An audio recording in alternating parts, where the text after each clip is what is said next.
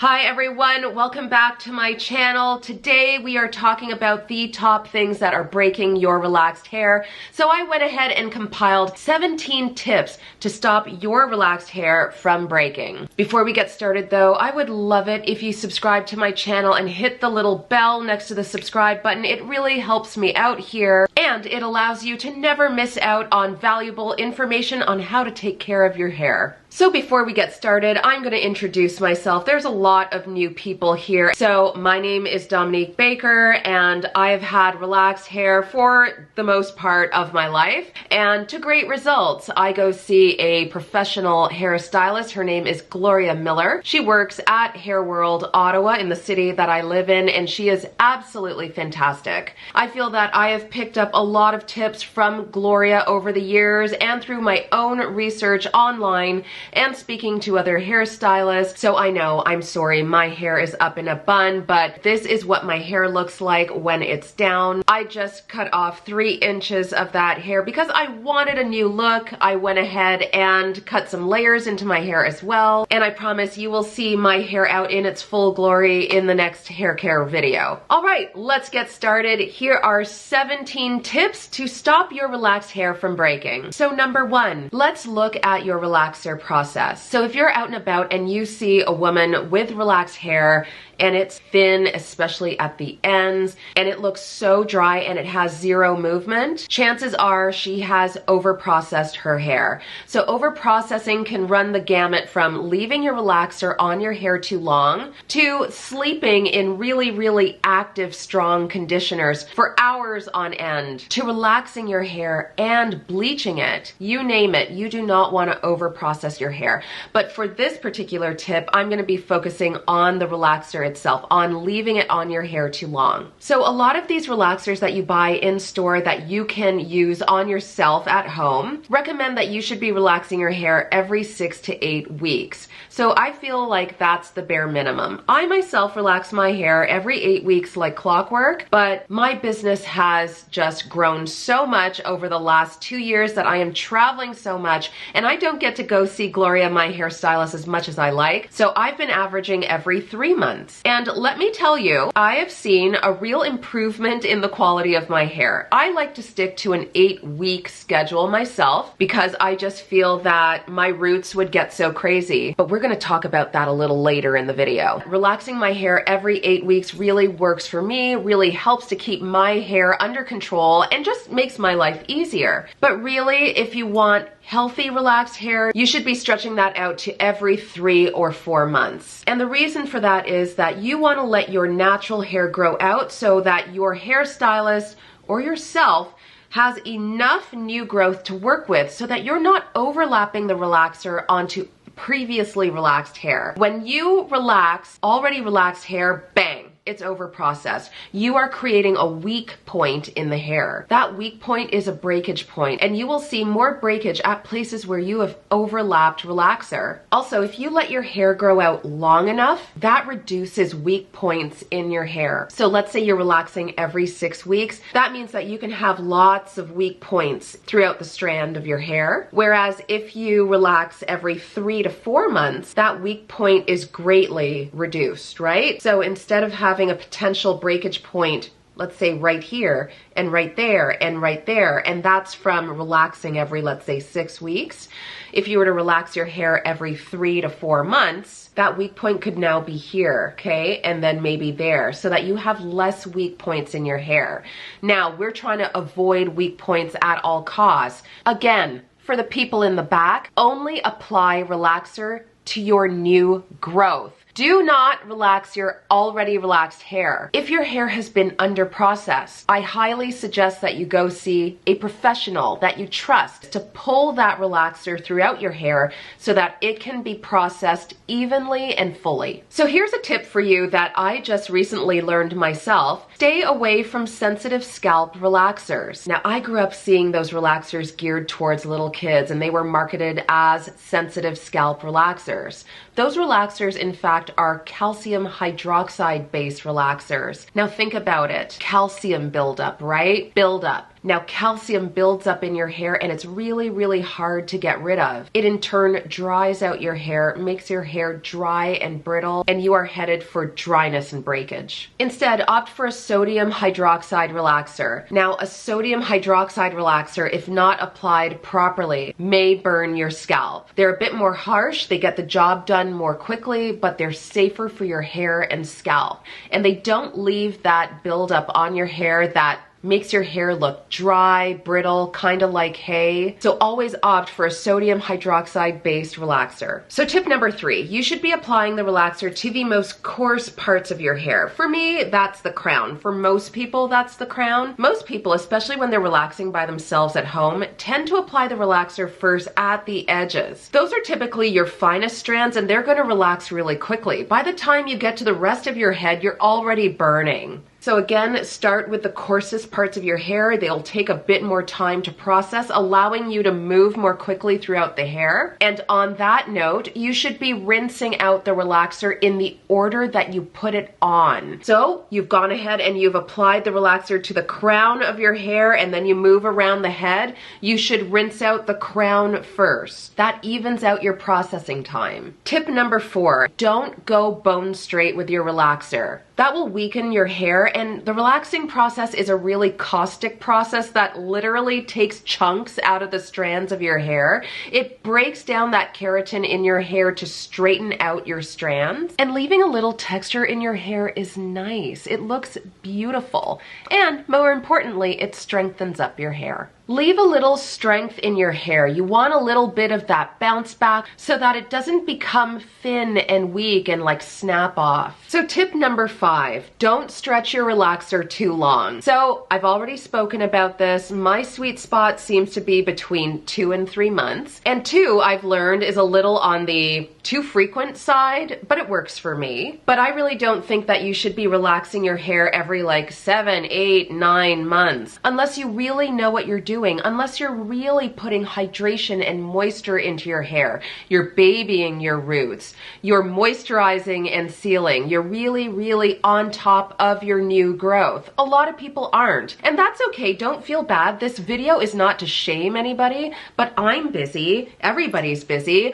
I don't know how people manage their lives with kids, a job, side hustles, you name it. And then you add into all of this hair that's been relaxed, that requires pretty much its own person to take care of full time. Really think critically before you relax your hair. Is it something that your lifestyle can really work with? You know, natural hair is beautiful, but takes a lot of work. So does relaxed hair. Don't think that just because you've relaxed your hair, you can leave it to its own devices. It requires a ton of care. So go by trial and error and listen to your hair. Don't let it dry out. Don't kill your own hair. Now, you need enough growth to work with when you're relaxing your hair. 6 weeks of new growth just isn't enough. You're going to overlap your relaxer and end up breaking off your hair. Can you hear Reese snorting in the background?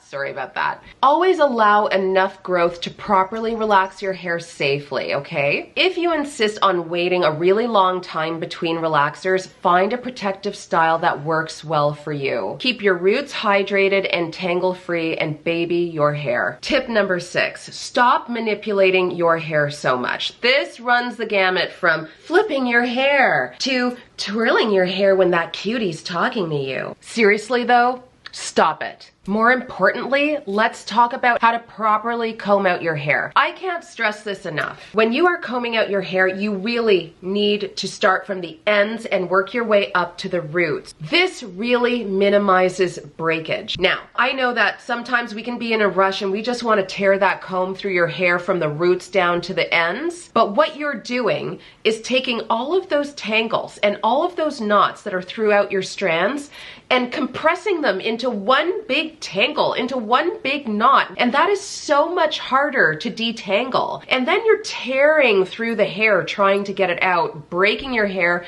left, right, and center. It is so bad. This is like a time management thing. And look, I'm a Sagittarian. I am late all of the time. It's something that I'm working on and something that I've gotten so much better at. But if you know that you want to do your hair, have this fabulous hairstyle, and it requires some styling, give yourself enough time to put on your makeup, do your hair, so that you're not a big stress case, so that you're not tearing through your hair trying to get ready quickly. Give yourself enough time so that you can baby your hair and minimize breakage. Again, when you are combing your hair, you have to start from the ends and gently work your way upwards. This is a game changer for eliminating breakage. Tip number 7, you're not getting regular trims. Suck it up and go get a haircut. You don't want those split ends running up the length of your hair shaft. That is no bueno. It looks frizzy and terrible and like scarecrow hair. Get regular dustings as well, even if you think you don't require a trim. A dusting is just this much. It's not gonna kill you. It's gonna keep your hair really healthy and you're gonna see more length retention that way. And be firm with your hairstylist. We all know that they like to take a chainsaw to the length of our hair. Tell them, guide them, let them know how much you want cut off so that there's no surprises,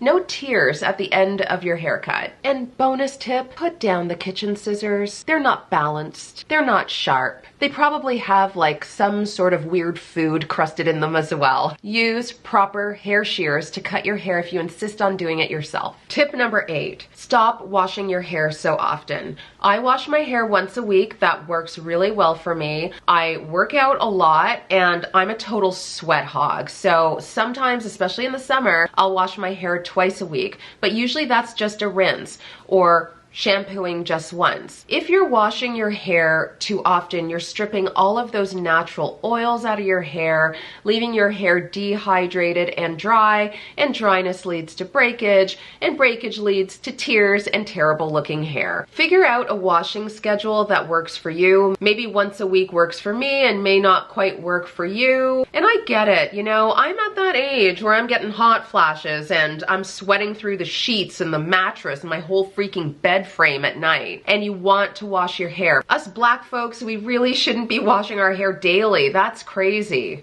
You want to retain as much moisture and hydration in your hair as possible. So use moisturizing products when you're washing your hair and try to space out those washes. Ugh. Tip number 9, you're not deep conditioning. It's what I drone on about the most on my YouTube channel here. You have to deep condition your hair. Get a thick hair mask, something that's so thick that when you turn it over, like there's nothing coming out of it, and lather your hair with it. The relaxer process is a really harsh and caustic one that leaves the cuticle of your hair shaft open. That allows for all the moisture inside, all that water inside to evaporate. So you have to keep on top of getting your hair hydrated and moisturized. Deep conditioners that I love are like a simple one, like Aussie 3-Minute Miracle. That works really, really well for me. I like any deep conditioner from Schwarzkopf. Right now, I've been using the Schwarzkopf Bonicure Q10 treatment. There's a deep conditioning mask by Moroccan Oil. That's amazing. The ones by Kerastase, like Curl Manifesto, are incredible. I don't care what you use. If you're protein sensitive, maybe stay away from the ones that contain protein or use one with very little protein. Just deep condition your hair. Do some research, find one you like, and do it every time you wash your hair, really. That works for me. Others may want to deep condition their hair, let's say once a month, but make sure that you're really using a great conditioner in between those deep conditioning treatments. If you notice that you have a lot of heat damage, you may need a really good protein treatment. Just be careful. I got protein overload. It was not fun. It is reversible, but you need to work at it. You just don't want to get there in the first place. I love protein deep conditioners and treatments right after a relaxer. Like I'll use that Schwarzkopf Bonicure Q10 treatment. That is a protein deep conditioner that works really well for my hair, but I use it once every 2 months, once every 3 months. I'll also use Olaplex 3 after a relaxer. I find my hair just loves that. It's been doing really well with the Olaplex. Tip number 10. For the love of God, baby your scalp. You can't have great hair with a scalp that's suffering. Before a relaxer, you make sure you base that head with a ton of Vaseline or hair grease, whatever works for you. Make sure that you are getting your edges, the nape of the neck. The nape of my neck is super sensitive. And get those little ears as well. The tips of my ears, oh, the relaxer can get spicy on those. And back to those edges, remember, you're washing your face daily and soap and water leaches into your edges. So they're typically, let's say, cleaner and more devoid of sebum, your hair's oils that offer some natural protection against a relaxer. So make sure you're really basting this area with some Vaseline, hair grease, whatever, before you go in for a relaxer, just to minimize any chance of burning, because burning sucks. Also, do not exercise the day of a relaxer or the day before a relaxer. That really opens up the pores of your scalp, which can lead to burning. Tip number 11, you are not using a leave-in conditioner. Leave-in conditioners are like my holy grail. I absolutely love Unite 7 Seconds Detangler. I will die on this hill. I feel it is the best leave-in conditioner out there. It really transformed my hair. But leave-in conditioners, after you wash your hair, put those in. They offer hydration and moisture. They help you detangle your hair so that you're not ripping the comb through your strands. And yeah, it just offers a boost of hydration. I'm now using the Unite 7 Seconds Detangler as a daily moisturizer. I'm having trouble finding the Luster's S-Curl moisturizer, so I've been using this in a pinch and I really, really love it. It is great for moisturizing and sealing. Moisturizing and sealing right there, that has just transformed my hair. Oh yeah, before I forget, if you really want to level up your deep conditioning treatment, get a heat cap or a steamer. So I apply Aussie 3-Minute Miracle to all of my hair, like a really healthy dose, and then I wrap up my hair in a plastic bag and then I put on my heat cap. So I put it on for 20 minutes and, you know, read a book, watch YouTube, you name it. And then when that 20 minutes is up, I go and rinse my hair. I notice a marked difference in my hair from when I simply deep condition to when I deep condition with heat. My hair is softer, it's more manageable, it just feels glorious. I find it's shinier and just easier to work with in general. That heat helps to open up the hair cuticle and get that hydration in there. I just love, love, love my heat cap. You can get like any cheap one off of Amazon like I did. Tip number 13, lucky number 13. Use less heat. Find styles that don't require the curling iron or the flat iron. Really try to minimize using direct heat on your hair. This is my protective style of choice. It really works for me and it has helped me retain so much growth. Now, if you insist on using heat tools like a curling iron, flat iron, what have you, try to keep it at 350 or lower. Direct heat sucks the life out of your hair. You know when you flat iron your hair and you see that smoke?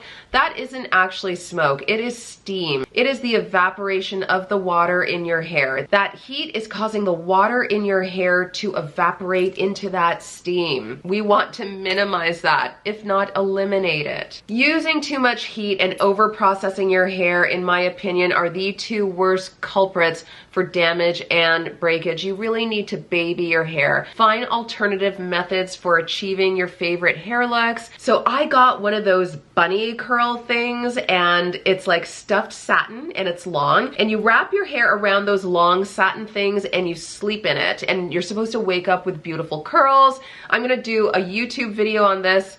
I hope it works because I'd love to stop using the curling iron. I love a curling iron look, but I don't like the damage it gives me. Like I noticed the following day my hair is just dried out and screaming for hydration. Tip number 14, you are using heat tools, but you are not using a heat protectant. Find a heat protectant that you love. They really do work. Do not get a heat protectant with alcohol in it. That's just a recipe for bad news. It's very drying. When I say drying, I mean like isopropyl alcohols. Those evaporate really quick. They suck the life out of your hair. They suck the moisture out of your hair. You've got alcohols like cetearyl alcohol, I believe, which is actually quite moisturizing. Don't be afraid of that. Be afraid of the isopropyl alcohol. The heat protectant that I use is Moroccan Oil's Perfect Defense.